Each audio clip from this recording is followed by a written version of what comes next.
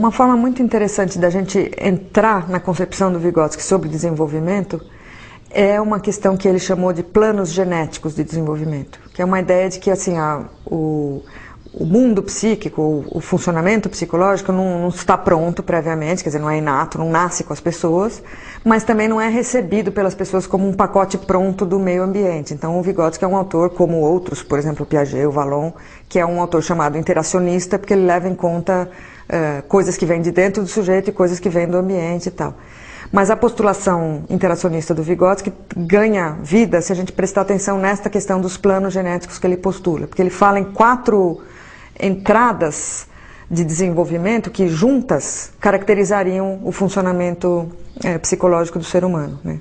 Então uma é a filogênese, que é a história da espécie humana, outra é a ontogênese, que é a história do indivíduo da espécie, outra é a sociogênese, que é a história cultural do meio cultural onde o sujeito está inserido, e outra é a microgênese, que é um aspecto mais microscópico do desenvolvimento.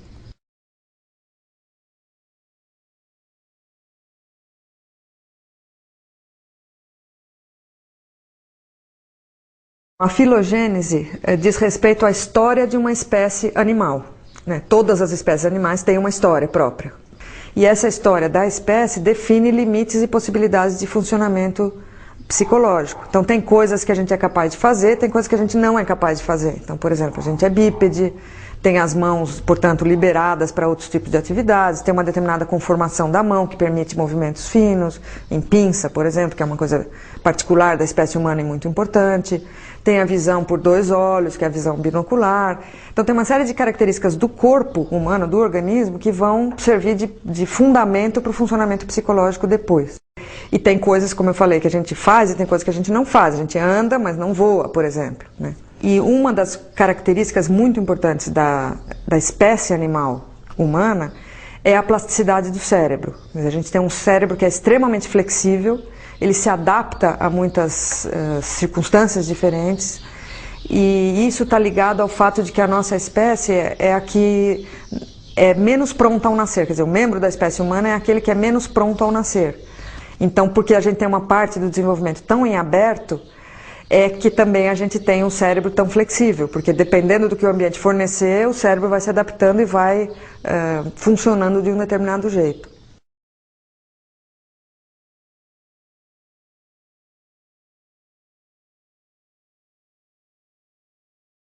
O segundo plano genético de que Vygotsky fala é o chamado ontogênese, que significa o desenvolvimento do ser, quer dizer, de um indivíduo de uma determinada espécie. Então, em cada espécie, o ser, o membro individual daquela espécie tem um caminho de desenvolvimento. Então, nasce, se desenvolve, se reproduz, morre e tal, num determinado ritmo de desenvolvimento, numa certa sequência e tal.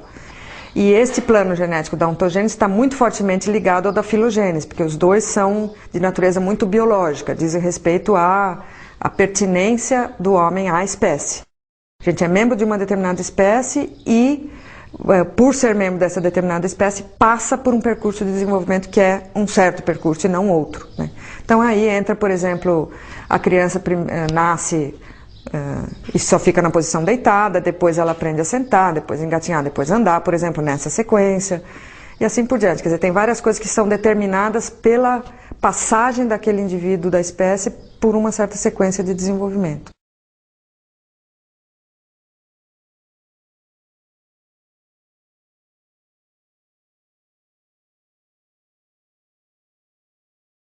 O terceiro plano genético postulado pelo Vygotsky é o chamado sociogênese ou história cultural, que é assim a história da cultura onde o sujeito está inserido. Mas não a história no sentido da história do Brasil, a história do mundo ocidental e tal, mas mais as formas de funcionamento cultural que interferem no funcionamento psicológico, ou que definem, de certa forma, o funcionamento psicológico.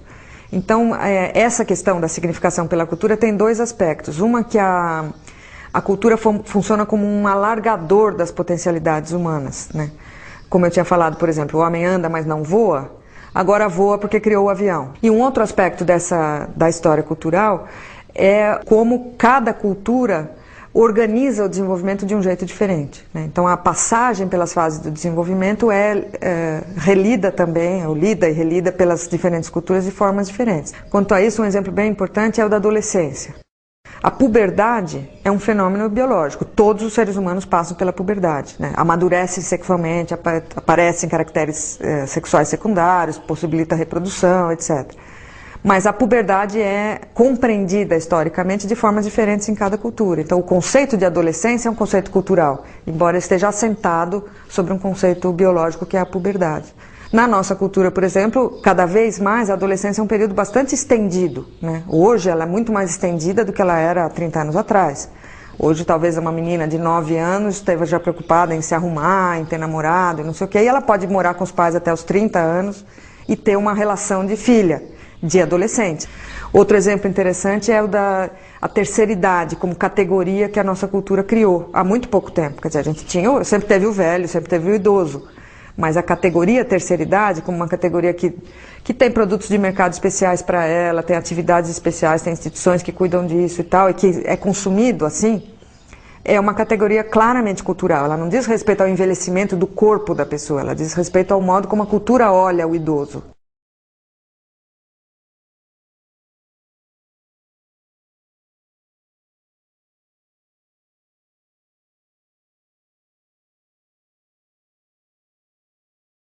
A microgênese diz respeito ao fato de que cada fenômeno psicológico tem sua própria história também. Por isso que é micro, no sentido não de necessariamente pequeno, mas com foco bem definido, assim. Então, em vez de a gente pensar a história do Brasil, a história das famílias de classe média em São Paulo, uma coisa maior, a micro é assim, entre saber uma coisa e não saber. Por exemplo, primeiro uma criança não sabe amarrar sapato, depois de um tempo ela sabe amarrar sapato, entre não saber e saber, algo aconteceu e um tempo passou. Então eu posso, interessado em compreender o desenvolvimento, olhar de uma forma micro para esse fenômeno, para a história desse fenômeno. Então, como a criança aprendeu a amarrar sapato é a microgênese do aprender a amarrar sapato.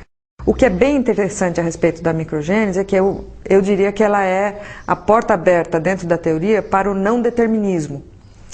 Porque a filogênese e a ontogênese, de certa forma, carregam um certo determinismo biológico. Quer dizer, o sujeito está atrelado às possibilidades da sua espécie, do seu momento de desenvolvimento como ser daquela espécie e tal. Na sociogênese, tem uma certa tinta determinista em termos culturais. Quer dizer, a cultura está definindo por onde você pode se desenvolver, né? Está dando também limites e possibilidades históricos de desenvolvimento.